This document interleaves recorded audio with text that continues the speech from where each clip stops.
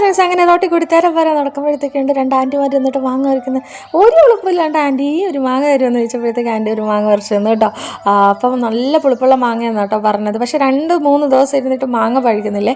അപ്പോൾ കുട്ടപ്പ ഇങ്ങോട്ട് തന്നെ ഞാനൊന്ന് നോക്കി നോക്കട്ടെ എന്ന് പറഞ്ഞിട്ട് ചെക്കൻ വാങ്ങിച്ചൊക്കെ നോക്കുന്നു, മുട്ടിയും അത് പിരിക്കിയൊക്കെ നോക്കുന്നുണ്ട്. സംഭവം ഓനെന്നെ മനസ്സിലായിട്ടില്ല എന്താ സംഭവം പഴിക്കാത്തതെന്നുള്ള കാരണമാണ്. എന്നിട്ട് ദേ ഞങ്ങൾ എന്ത് ചെയ്യാന്ന് വെച്ച് കഴിഞ്ഞാൽ രണ്ടും കൽപ്പിച്ച് അങ്ങോട്ട് അരിയാന്ന് വിചാരിച്ചിട്ട് അതിൻ്റെ കൂടെ ഉപ്പും മുളക് പൊടിയും കൂടി ഇട്ട് ഇങ്ങോട്ട് കഴിച്ച് നോക്കണം മക്കളെ. വേറെ ലെവൽ ടേസ്റ്റാണ്. നമ്മളെല്ലാവരും കഴിക്കാറുള്ളതാണെങ്കിൽ എത്ര മാങ്ങ കിട്ടിയാലും നമുക്ക് അങ്ങനെ കഴിക്കാൻ വേണ്ടിയിട്ടുള്ള പൂതി മാറില്ല അല്ലേ. അപ്പോൾ അങ്ങനെ എന്നെ കഴിച്ച് നോക്കാമെന്ന് വിചാരിച്ചിട്ട് ഭയങ്കര പാടായിരുന്നേ മാങ്ങ ഇറക്കാൻ വേണ്ടിയിട്ട്. പിന്നെ രണ്ടും കൽപ്പിച്ച് എങ്ങനെയൊക്കെ ഞാൻ മുറിച്ചെടുത്തിട്ടുണ്ട്. പിച്ചാത്തിയുടെ പ്രശ്നം തന്നെയാണ് ശരിക്കും പറഞ്ഞു കഴിഞ്ഞാൽ മാങ്ങ മുറിക്കാനുള്ള പാടെന്ന് പറഞ്ഞാൽ. അപ്പോൾ മാങ്ങ ഇതേപോലെ രണ്ടായിട്ട് പിളർന്നിട്ട് ഇതേപോലെ എന്താണ് കുറച്ച് വലിയ കഷ്ണങ്ങളാട്ടോ അരിഞ്ഞെടുത്തത്.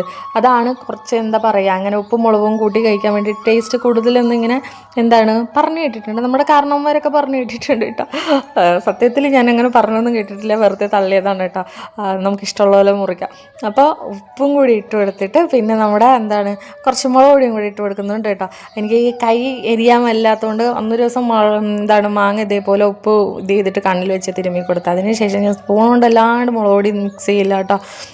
അപ്പോൾ അത് കഴിച്ച് നോക്കിയ മക്കളെ വേറെ ലെവലിൽ ടേസ്റ്റ് ആയിരുന്നു. കുട്ടാപ്പി ഒരു എക്സ്പ്രഷൻ ഇല്ലാണ്ട് കഴിക്കാൻ വേണ്ടിയിട്ട് ഞാൻ എൻ്റെ അടുത്ത് ചോദിച്ചു കേട്ടോ, എൻ്റെ പൊന്നോ ചെക്കൻ ഇത്രയും പുളിപ്പുണ്ടായിട്ട് ഒരു എക്സ്പ്രഷൻ ഇല്ലാണ്ടിരിക്കുകയാണ് കേട്ടോ. ശരിക്കും അവൻ്റെ ഫസ്റ്റുള്ള വീഡിയോ ഇതാണ് കേട്ടോ. എൻ്റെ പൊന്നെ പൊളിച്ചിട്ട് അവന് എന്നെ പറ്റിയിട്ടുണ്ടായിരുന്നില്ല, ഭയങ്കര പുളിപ്പായിരുന്നു. പിന്നെ വീഡിയോ എടുക്കണമെന്ന് പറഞ്ഞപ്പോൾ ചെക്കൻ എക്സ്പ്രഷൻ ഒന്നും ഇടാണ്ടിരുന്നതാണ്. അപ്പോൾ ഇന്നത്തെ വിശേഷം